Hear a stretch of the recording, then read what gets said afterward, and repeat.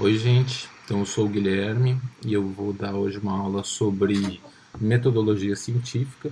E vocês viram, então, que na aula do Matias, o que o ecólogo faz? E, basicamente, a ecologia é uma disciplina acadêmica. A biologia como um todo, na verdade, é uma disciplina acadêmica. Isso significa que nós fazemos ciência, tá? Mesmo quem está fazendo biologia e não vai querer seguir na carreira acadêmica, é necessário saber como se dá o método científico para fazer o avanço da ciência. Se você quer ser professor, por exemplo, a ciência ela nunca para e o conhecimento ele está sempre se inovando, mudando. Então é necessário saber ler artigos, saber de onde vem, qual foi a metodologia para chegar em determinado conclusão e também está sempre se atualizando. Então tem que saber como funciona a metodologia científica até mesmo para criticar. E se for seguir na área de consultoria, também a maioria dos trabalhos vai exigir que vocês leiam artigos científicos para saber mais sobre determinada área e os relatórios também vão ter que ter ali algum embasamento científico. Então, todo biólogo tem que sair sabendo o mínimo sobre como funciona a metodologia científica. E então eu gostaria de estar presente na aula, né, e fazer essa pergunta para vocês: o que é ciência? Para saber como cada um vê a ciência, né, e ter várias opiniões. Como isso não é possível, né, eu só vou falar aqui que a ciência é a geração do conhecimento e também a organização desse conhecimento de uma forma sistemática. Tá? Eu, no início, quando eu comecei a biologia, eu achava que biólogo vai estudar os animais e isso era ficar lendo nos livros, né, sobre os animais e sabendo mais sobre eles do que estava no livro-texto. Mas é muito mais que isso, porque existe muito conhecimento que nós não conhecemos e nós temos que ir cada vez rompendo essas barreiras do conhecimento e descobrindo cada vez mais. E né, qual que é a imagem que cada um tem de um cientista? Quando a gente é menor, eu acho que a imagem de quase todo mundo é essa, né? Pessoas usando óculos, de jaleco branco, bem penteadinhas, mas também às vezes tem aquela imagem de um cientista louco, descabelado, né? Mas na verdade a ciência ela é super democrática e existem pessoas de todos os tipos. A única coisa que é necessária é ter curiosidade para descobrir novas coisas sobre o nosso mundo, né? Então vejam aqui tem uma pessoa mergulhando, olhando os corais, outra no laboratório, outros perto de vulcões, um cara no campo, até mesmo um robô em Marte, que é controlado por seres humanos. E o que eles estão fazendo em comum? Eles estão coletando dados. Tá? Então, o cientista ele coleta dados do mundo para quê? Para entender a nossa realidade, para entender como que funciona a realidade. E eu pergunto então para vocês, o que é realidade? Queria saber de vocês ao vivo, infelizmente não é possível, e eu vou dar aqui né, a minha visão de realidade é tudo aquilo que nossos sentidos podem detectar. Né? O nosso tato, a nossa visão, o nosso olfato, a audição, tudo isso é o que a realidade para cada um dos nossos indivíduos. Só que cada pessoa ela vê a realidade de acordo com a sua perspectiva, né? Então, um teste aqui para o seu sentido. Se eu colocasse isso na aula e perguntasse o que vocês veem, eu aposto que nem todo mundo iria ver a mesma coisa. Alguns iriam ver uma bola, outros iriam ver um buraco, outros podem ver uma lua. Isso porque a realidade ela é ambígua e ela é dependente de como nós, como seres humanos, como indivíduos, vemos e sentimos o mundo afora. E uma galáxia distante, ela é real, já que a gente não pode ver a olho nu? E as bactérias e os vírus, né, como está agora em alta, eles são reais? São reais, a gente sabe que são reais, mesmo que nossos sentidos não podem sentir. E o que a gente faz para poder vê-los? São o uso de equipamentos. Tá? Equipamentos que ampliam essa nossa capacidade de enxergar o mundo. Então, a ciência ela avança também tanto no acúmulo de conhecimento sobre algo, mas também no avanço tecnológico que nos permite cada vez enxergar mais camadas dessa nossa realidade. E os dinossauros? Eles são reais, a gente não pode ver e não existem equipamentos que permitam nós enxergarmos eles. Como que a gente sabe que eles viveram? Por meio de evidências. Tá? Então, no caso dos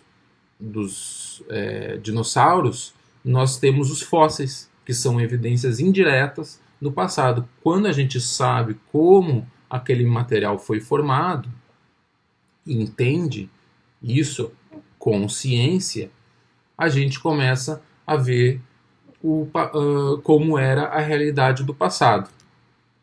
Então, a ciência ela nos ajuda a revelar essa realidade e descobrirmos mais e mais aspectos da realidade, tanto a realidade do passado, quanto a realidade do presente e também a realidade do futuro, tá? Como a gente vai ver com as previsões que são feitas usando também um método científico. No entanto, nem tudo que nós podemos imaginar que existe a gente pode sair acreditando. Então, como saber no que acreditar e no que não acreditar? Além dos instrumentos e das evidências, os cientistas também possuem outra ferramenta essencial, que são os modelos. Tá? E o que é um modelo, então? Um modelo é nada mais, nada menos que uma idealização simplificada que representa algum aspecto da realidade. Ele precisa ser simples e precisa ser compreendível, mas claro, existem também modelos complexos. Tá? E esses modelos eles podem ser modelos matemáticos, né, expressos por meio de fórmulas, ou também modelos conceituais, expresso pelas palavras, com frases, ou por desenhos também. Um modelo, né, que acho que todo mundo deve conhecer, é aquela fórmula do E igual a mc ao quadrado, que é a energia igual a massa vezes a velocidade da luz ao quadrado, a aceleração. Essa fórmula tão simples traduz de uma maneira bem interessante como a gente enxerga a massa, a matéria, que nada mais é que uma forma manifestada de energia. Tá? Então é uma idealização simplificada de como a gente entende a massa e também e que a energia também pode, que a massa também pode se transformar em energia. Um modelo conceitual, por exemplo, seria o modelo de átomo, né? O modelo do Dalton lá, que era uma massa muito pequena, indivisível, e aí tinha algumas previsões e depois surgiu também o modelo do Thomson, né, que era o pudim com passas. E aí o Rutherford fez o teste com a lâmina de ouro e viu que muitos dos feixes de radiação alfa atravessavam essa lâmina e idealizou um modelo onde, na verdade, o átomo seria formado mais por nada do que por qualquer coisa. Então, teriam muitos espaços vazios nesse átomo. Então, o modelo de como a gente entendia a menor partícula naquela época que formava a matéria, ela foi mudando à medida que o conhecimento ia acumulando e experimentos iam sendo feitos para testar aqueles modelos. Então, o teste do modelo funciona basicamente assim, né? Você tem um modelo de alguma coisa e esse modelo ele gera previsões de como o mundo deve se comportar se esse modelo for verdadeiro. Então, geram-se experimentos para testar essas previsões desse modelo, e se o experimento, a previsão for de acordo com o modelo é correto, então ele é aceito como sendo uma boa simplificação da realidade. Já se a previsão não vai de acordo, o modelo ele é incorreto, e aí ele tem que ser revisto. Então, para acessar a realidade, nós usamos os nossos sentidos humanos, a nossa observação, tudo que está à nossa volta, instrumentos que nos ajudam a ampliar esses nossos sentidos e enxergar mais, e também aumentar a precisão das nossas medições, e também modelos. E como que os cientistas então fazem as suas descobertas? Qual que é o método usado? A resposta é bem simples, é através do método científico, que é o tema dessa aula. E como que ele funciona assim, bem simplificadamente? Você observa um fenômeno natural, elabora uma pergunta sobre o que deve estar gerando aquele fenômeno natural, revisa o que já se sabe sobre aquilo para dar um passo adiante do que já se conhece, elabora uma hipótese e testa essa hipótese através de experimentos e observações de novos dados. Você analisa esses resultados e gera conclusões sobre o que pode estar gerando aquele fenômeno com base nessa hipótese. E depois você comunica seus resultados ao mundo através da escrita de um artigo científico. Nesse processo de construção de conhecimento existem dois métodos, né, bem gerais, que é o da dedução e da indução. Tá?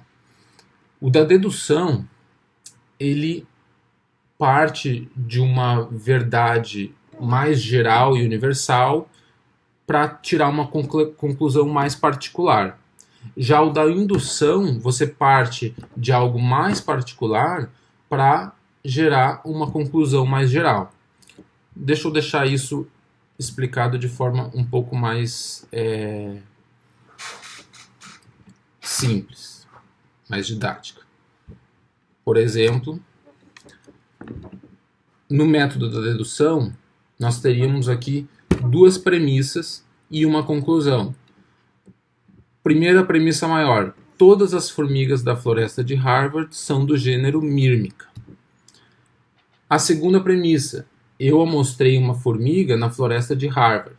Então, se você foi lá e amostrou uma formiga na floresta de Harvard e sabe que todas as formigas da floresta de Harvard são do gênero Myrmica, a conclusão é que essa formiga particular é do gênero Myrmica. Esse tipo de dedução, ele foi desenvolvido como uma estrutura lógica do Aristóteles, que é conhecida como silogismo, onde você tem uma sequência de premissas para chegar a uma conclusão. Já o método da indução parte do particular. Você coleta essas 25 formigas, que você depois analisa e vê que são do gênero Myrmica. Você sabe que todas essas formigas foram amostradas na floresta de Harvard, então você conclui que todas as formigas da floresta de Harvard são do gênero Myrmica. Qual que é o problema desse segundo da indução? O problema é que ela parte a partir de um conjunto limitado de evidências para fazer uma conclusão generalista. Você não amostrou todas as formigas que tem na floresta de Harvard e a partir de 25 tira uma conclusão maior. E é geralmente isso que nós fazemos na ciência, porque nós não temos como medir tudo. E aí, por isso que o método indutivo também é chamado de método probabilístico. E é isso que nós fazemos quando nós fazemos análises estatísticas. Para a gente ter certeza sobre as afirmações que a gente faz, a gente sempre vai ter uma probabilidade daquela nossa conclusão estar certa ou errada. Isso quer dizer que indução é pior do que dedução? Não. O da dedução também tem um problema. Se as premissas maiores e menores estão erradas de alguma forma, você também vai concluir algo errado, né? E de forma geral, assim, quando a gente faz ciência, a gente usa tanto o método dedutivo quanto o método indutivo, e eu vou mostrar como. Mas primeiro, assim, só para mostrar uma diferença, a dedução ela parte de uma teoria que é tida como certa. Essa teoria tem algumas hipóteses, e aí você pega a observação e analisa sob o olhar, sob as predições da hipótese e confirma alguma coisa. Já o método indutivo, você pega uma observação, analisa aquele padrão, cria uma hipótese, e se a hipótese for corroborada, ela pode se tornar uma teoria, né? Se for corroborada muitas vezes, e a teoria, lembrando, é um conjunto de hipóteses que fazem o arcabouço então, dessa teoria. Mas o que é uma hipótese? Estou falando aqui de hipótese e não expliquei para vocês. Hipótese é uma explicação possível para um fenômeno, e ela precisa ser passível de teste e gerar previsões. O que é ser passível de teste? Ela precisa ser falseável. Tá?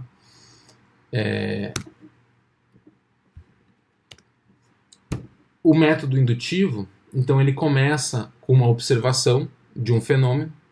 Por exemplo, você percebe que embaixo de uma espécie de árvore tem mais espécies de outras, né, de plântulas do que embaixo de outra espécie de árvore.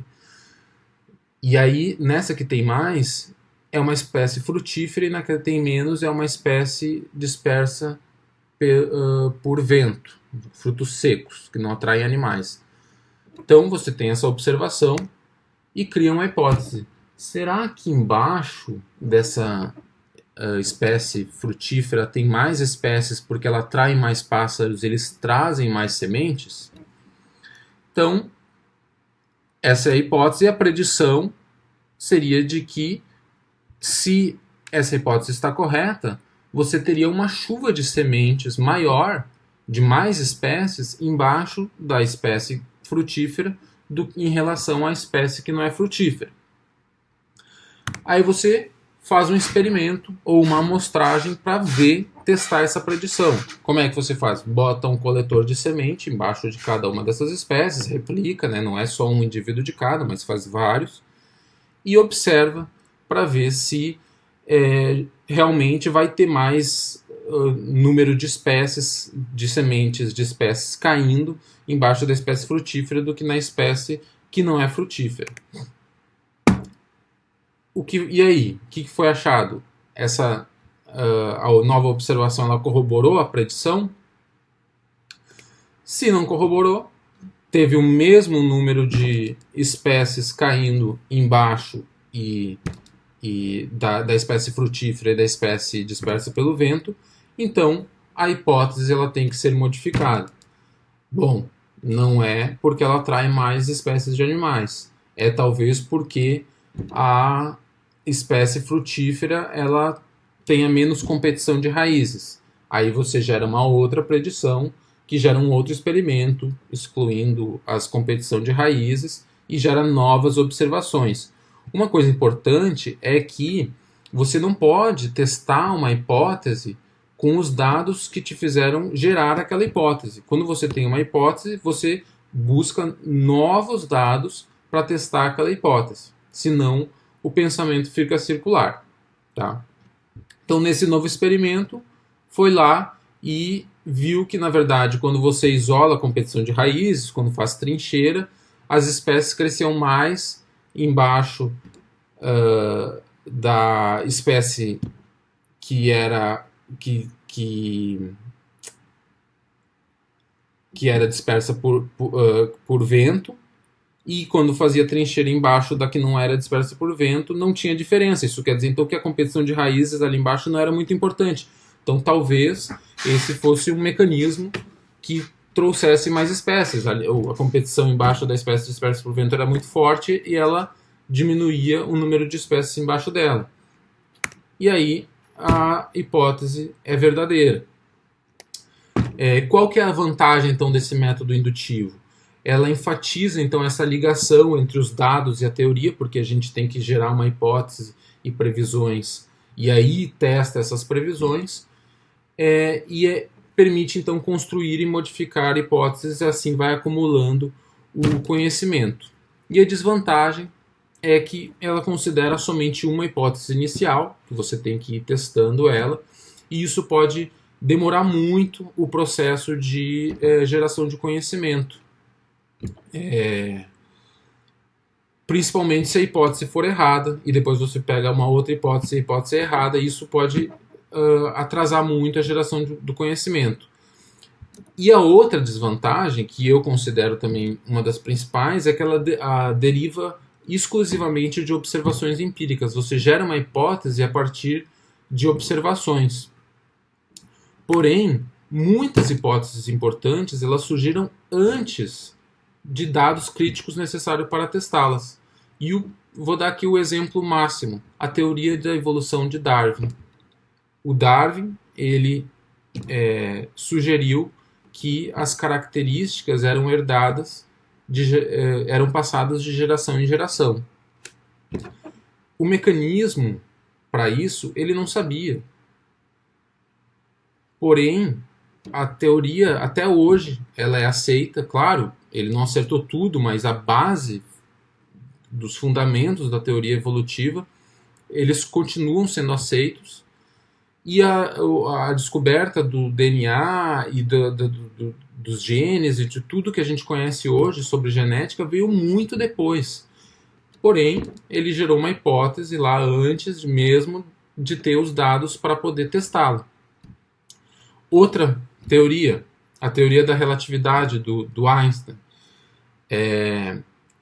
ele fez uma modificação de como a gente enxerga a gravidade, né? O Newton acreditava que era uma força invisível que atuava instantaneamente sobre os corpos, e o Einstein ele sugeriu que na verdade era uma distorção do tempo e espaço que a massa dos objetos criava, e isso atraía outros objetos menores para o objeto de massa maior. Só que na teoria da relatividade dele, nada podia, isso era uma premissa, nada podia ser mais rápido do que a luz. E a física ela acreditava que a gravidade ela agia instantaneamente, e eles criticavam isso. Né? Como que você vai lidar com essa força? Aí ele aprimorou, né, a teoria da relatividade, criou a teoria da relatividade geral, e dentro da teoria da relatividade geral, a gravidade ela se propagava por ondas na velocidade da luz. Eu não sei se vocês lembram, mas há 4 anos atrás apareceu nos jornais do mundo inteiro e ficou uma semana aparecendo que os cientistas tinham detectado ondas gravitacionais com o choque de 2 buracos negros, que gerou uma energia astronômica. Por que isso é tão importante? Porque eles conseguiram pela primeira vez detectar ondas gravitacionais, comprovando aquilo que Einstein lá na época nem fazia ideia de como poderia ser medido. Mas dentro das equações dele, que ele era um físico teórico, ele hipotetizou isso para explicar como que ele enxergava o mundo físico. Tá? Então, essa é uma das desvantagens então, que eu vejo nesse método indutivo. Bom, E um outro método que usa as duas vertentes é o método hipotético dedutivo, idealizado por Karl Popper, onde você inicia uma observação, você tem uma observação inicial, e a partir dessa observação inicial, você gera múltiplas hipóteses, ao invés de uma hipótese. Você gera múltiplas hipóteses com predições que são únicas para cada hipótese. Se acontecer isso, ela corrobora a hipótese A. Se acontecer aquilo, corrobora a hipótese B. E elas são únicas para cada hipótese. E é importante que sejam hipóteses com predições falseáveis. O que isso significa? Que você pode pensar numa forma de coletar dados para testar aquilo. Tá? Hoje em dia começou a sair agora na moda a teoria do design inteligente, né? E que diz que a única explicação é porque alguma coisa gerou algum ser inteligente para ter gerado essa complexidade. Não daria para sair simplesmente por acaso. Mas como que vai testar isso? Como que você vai testar essa hipótese? Não existe forma de testar isso. Não existe um outro mundo onde não tenha um ser inteligente que é acreditado ter. Então, se isso não é testável, não dá para fazer ciência, não é um método científico. E as hipóteses elas têm que ser testáveis, falseáveis. E o mais importante é você não ter uma hipótese de pelúcia, você não acreditar friamente naquela hipótese. Quando você sugere uma hipótese, você tem que tentar falsear ela. Você tem que tentar falsear ela para mostrar que ela não é verdadeira, e se você não conseguir falsear, ela é verdadeira. Tá? Então, nesse método hipotético dedutivo, você tem múltiplas hipóteses e coleta novas observações para testar essas múltiplas hipóteses e faz o teste de falseabilidade, que são os testes estatísticos. Vocês vão aprender isso ao longo do curso, para testar qual que é a hipótese que é correta. A hipótese A não foi correta, nem a C, nem a D. E a B gerou a predição que estava na B. Então, essa seria a verdade aceita dentro do contexto desse estudo, dessa observação. Mas e aí, terminou? Aí, então, aceita essa verdade? Não. É por isso que existem muitos estudos que são parecidos, que são gerados em diferentes localidades, porque pode ser que numa localidade, uma hipótese, uma predição, ela foi de acordo com determinada hipótese. Mas em outra localidade, com outros variáveis influenciando, talvez seja a hipótese D. E aí, por que numa gerou uma e na outra gerou outra hipótese foi aceita? Isso dá margem para gerar uma nova hipótese para explicar o porquê que numa hipótese, numa localidade, uma predição foi aceita e na outra a outra predição. Então, assim que vai acumulando o conhecimento científico, através do teste de hipóteses que são falseáveis e replicação. E por isso que é muito importante, quando nós estamos comunicando nossos resultados científicos, nós descrevermos como foi todo o passo para chegar naqueles resultados, para que outros cientistas possam também replicar aquilo em outras localidades, para a gente conseguir ir avançando e sabendo se aquela hipótese ela é uma verdade, a gente pode concluir de forma geral sobre aquilo, ou se é um caso específico e aí gerar novas hipóteses. Bom, o que eu tinha para falar sobre o método científico hoje é isso, tá? E depois, então, a gente vai falar na outra aula um pouco mais sobre como elaborar hipóteses e testar essas hipóteses.